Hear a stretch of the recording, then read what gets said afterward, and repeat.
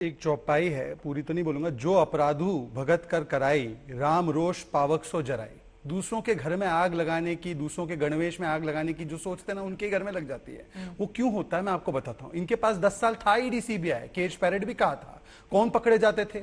SP के लोग, BSP के लोग, डीएमके के लोग। आज भी वही पकड़े जा रहे हैं। सत्ता में हो या विपक्ष में हो, हमारा चरित्र वही है। हम भ्रष्टाचार नहीं करते, पर सत्ता में हो या विपक्ष में हो, इनका चरित्र भी वही है। ये भ्रष्टाचार के ही लोग हैं। और देखिए दोनों, अब एक मिनट सर, एक एक करके बात करते हैं। चित्रा जी, जनता समझ नहीं पाएगी। इनकी बौखलाहट मुझे समझ में आ रही है। सुबह सुबह अच्छा 7 बजे से लग जाते हैं, इनको कवरेज भी मिलता है। अच्छा, अब मुझे बोलने दो, इनकी बात हो जाए, एक बार बात हो जाए। आलोक शर्मा जी, इनकी बात हो जाए। शहजाद जी देखिए, अब देखिए दोनों बोल रहे हैं। एक तो मैं सिर्फ एक, राजीव टुली जी ने सही कहा। उन्होंने कहा कि कांग्रेस पार्टी में जो है काडर नहीं है। बिल्कुल सही। राजीव टुली जी कांग्रेस पार्टी में शेयर होल्डर है, आम आदमी पार्टी में लाइसेंसी होल्डर है, और ये हमारे जो वारिस साहब है उनकी पार्टी में सब रजाकार है। ये लाइसेंसी, शेयर होल्डर और रजाकारों की पर तीनों में इतनी समानता है, मैं आपको बताता हूं। ये हमारी बी टीम नहीं है, एक दूसरे के बड़े मियां छोटे मियां है। बड़े मियां भी सर्जिकल स्ट्राइक पे सवाल उठाते हैं, छोटे मियां भी सर्जिकल स्ट्राइक पे सवाल उठाते हैं। बड़े मियां भी बाटला हाउस पर सवाल उठाते हैं, छोटे मियां भी सवाल उठाते हैं बाटला हाउस पे। बड़े मियां भी भ्रष्टाचार को बचाते हैं, छोटे मियां भी भ्रष्टाचार को बचाते हैं। अब होड़ इनमें लगी हुई है कि बड़े मियां कौन बने। ये मैं तो कह रहा हूं ना, ये तो ट्विन टावर्स ऑफ करप्शन है। दोनों ही एक ही धारा से निकले। और राघव चड्ढा ने तो कह दिया था कि हम तो नेचुरल रिप्लेसमेंट है कांग्रेस का। ये उनका बयान था, आज तक को बयान था, नेचुरल रिप्लेसमेंट। मैं तो कहता हूं दोनों हम शक्ल ही हैं। देखिए कितने समानता ही दिख रही है। दोनों को भ्रष्टाचार के खिलाफ कार्रवाई पर आपत्ति है। दोनों को पूछे, दोनों अहमदाबाद गुजरात की पुलिस पर गाली निकालते, अपमान करते गुजरात पुलिस का। दोनों ने बाटला हाउस पर सवाल खड़े किए थे। दोनों ने सर्जिकल स्ट्राइक में आर्मी से पूछा था प्रूफ दो। दोनों ने अग्निपथ का ऐसा विरोध किया था कि पंजाब में भी आज दिख रहा है कैसा विरोध किया था, बिहार में भी दिख रहा है, कांग्रेस के राज्यों में भी दिख रहा है कैसा उन्होंने किया था। दोनों ही cut from the same cloth है। और आज केवल एक ही चीज सुन लीजिए ना, पूरी तरह से। हाँ देखिए, आप सुन लीजिए, आप दोनों ही एक ही पहलू के, एक ही सिक्के के दो पहलू है। फर्क सिर्फ इतना है कि जहां एक कम हो जाती है, वहां पर दूसरा उसको रिप्लेस कर देता है। यही नहीं, वो भी क्या ट्विन टावर्स ऑफ करप्शन थे क्या? उन्होंने भी पूरी तरह से विरोध किया था। ठीक है, सौरभ भारद्वाज जी से मैं जवाब दे लेती हूँ। आलोक शर्मा जी, देखिए आप ही के ये जो नए नवेले विधायक थे, छोड़कर जब कांग्रेस का बीजेपी का दामन थाम लेते हैं माइकल लोबो जी, तो उनकी ओर से कहा जाता है कि अब बहुत जल्द बहुत बड़ी संख्या में गोवा के तमाम नेता ज्वाइन करने वाले हैं बीजेपी। तो पहले अपना घर बचाइए, उसके बाद दूसरों के घर में, जैसा कि ये लोग कह रहे हैं जिसके घर कांच के हो दूसरों पर पत्थर नहीं फेंका करते। लेकिन उसके पहले सौरभ भारद्वाज जी, आपको लेकर भी बहुत सारे सवाल। एक बार उनकी बात हो जाए आलोक शर्मा जी, एक बार सौरभ भारद्वाज जी की बात। चित्रा जी, ठीक है चित्रा जी, दोनों में होड़ लगी हुई है कि नहीं मैं जवाब नहीं, मैं बीजेपी पर पत्थर फेंकूंगा, नहीं मैं राष्ट्रवादियों पर पत्थर फेंकूंगा। देखो दोनों में सौरभ भारद्वाज जी, सौरभ भारद्वाज जी, ठीक है आलोक शर्मा जी। चित्रा जी, ये बात बिल्कुल सच है कि इतने सारे बहस हुए, मगर आज तक भाजपा के प्रवक्ता ये नहीं बता पाए कि हेमंत बिस्व शर्मा जब भ्रष्टाचारी थे तो भारतीय जनता पार्टी में आके ईमानदार कैसे हो गए। शुभेंदु अधिकारी जब भ्रष्टाचारी थे तो भारतीय जनता पार्टी में आके ईमानदार कैसे हो गए। नारायण राणे भ्रष्टाचारी होते हुए भाजपा में आके ईमानदार हो गए। ये आज तक नहीं बता पाए। अभी बताता हूँ, बात करते रहे। अभी बताता हूँ। दूसरी बात ये है, चित्रा जी, आप क्या कहना चाह रहे हैं? सारे भ्रष्टाचारियों को ये फोन करते हैं, आप ये कहना चाह रहे हैं कि जितने भ्रष्ट लोग हैं उनको फोन जाता है, डराया जाता है, फिर शामिल करा लिया जाता है।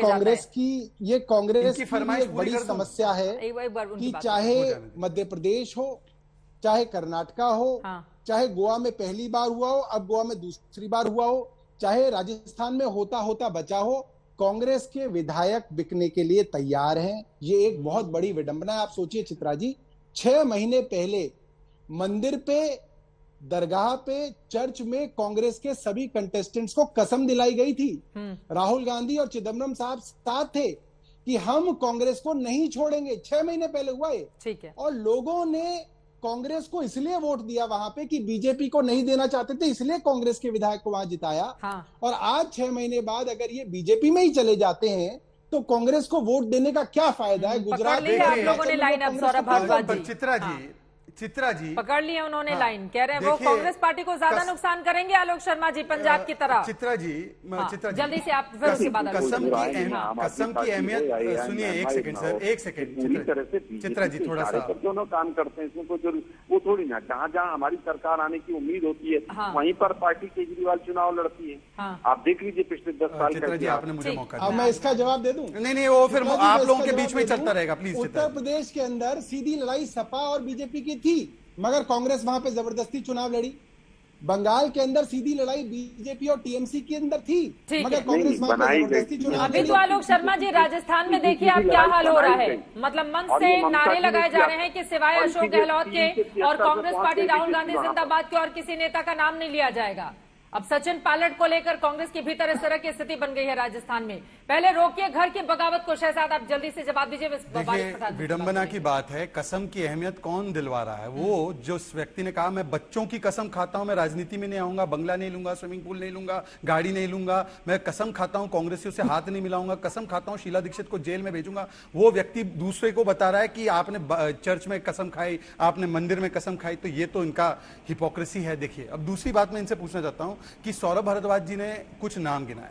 मैं सौरभ भारद्वाज जी से कहता हूं कि चलिए इनके ऊपर तो कोई कोर्ट का आदेश नहीं है, हिमंता बिस्वा शर्मा वगैरह लोगों पर वो अगर भ्रष्ट है तो जो सत्येंद्र जैन एक एक करके, चित्रा जी एक एक करके जिस व्यक्ति पर आपराधिक पृष्ठभूमि का वो व्यक्ति है, ऐसी टिप्पणी है। देखिए चित्रा जी मैंने तो पूरी बात सुनी। देखिए ये हमेशा सौरभ भारद्वाज को ऐसे ही लोग जो है ट्रोल नहीं करते सोशल मीडिया पे, सब उनकी हरकतों को पहचान चुके हैं कि वो दूसरों को बोलने नहीं देते। अगर मुझे लगता है कि पेशेंस होना चाहिए। बोलेंगे समझ में नहीं आएगा। जब जांच ही नहीं होगी तो मामला नहीं आप जाएगा मुझे बताइए। हाँ तो मैं बता रहा हूँ, मैं बता रहा हूँ, बिल्कुल बता रहा जांच ही रोक दी। चित्रा जी देखिए मेरे समय पर भी वो बोलेंगे, उनके समय पर भी वो बोलेंगे। अरे भाई जनता के बीच का फ्लो ही टूट गया है। बोलिए एक बार की बात। आप एक बात बताइए, आपका चैनल भी तो कुछ कर सकता है ना। जैसे उनकी बात अकेले आई तो मेरी भी बात अकेले आ सकती है। प्लीज उनकी बात पूरी हो जाए। नहीं चित्रा जी बस मैं ये कह रहा हूँ, नहीं बस इतना कहने का क्या मतलब है? मेरा समय है, मैं बोलूंगा अभी। वो देखिए ऐसा है चित्रा जी, आ रही हूँ सौरभ जी, आ रही हूँ। प्रॉब्लम ये है ना कि ये लोग समझते ही नहीं विज्ञापन और डिबेट शो का फर्क। मैं कितनी बार समझाता हूं, पर बहरहाल मैं आज क्योंकि डिबेट शो में अपनी बात रख देता हूं, फिर वो अपनी बात रखे।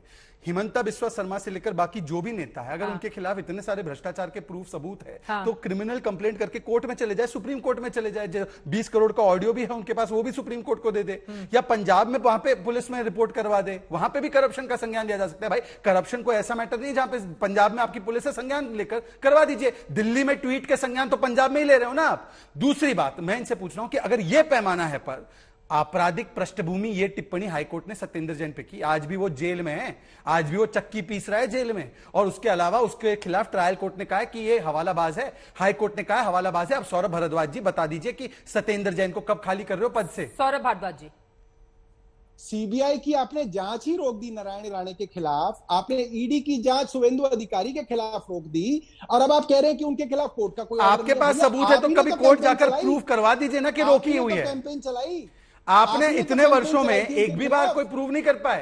अरे तो सरकार लास्ट टाइम कहा था कि सीबीआई ने हमें क्लीन चिट दे दिया, सीबीआई ने कहा ऐसा कुछ नहीं है, सीबीआई के अधिकारी के बारे में झूठ बात की थी, उसके बारे में इन्वेस्टिगेशन बताया कि गलत बात कर रहे हैं। आपने अरुण जेटली जी के बारे में कहा था, उसके सामने आपको जाकर माफी मांगनी पड़ी। अरे ये तो कैंपेन आपने चलाई थी, माफी मांगनी पड़ी, इनके मजीठिया की माफी मांगनी पड़ी थी।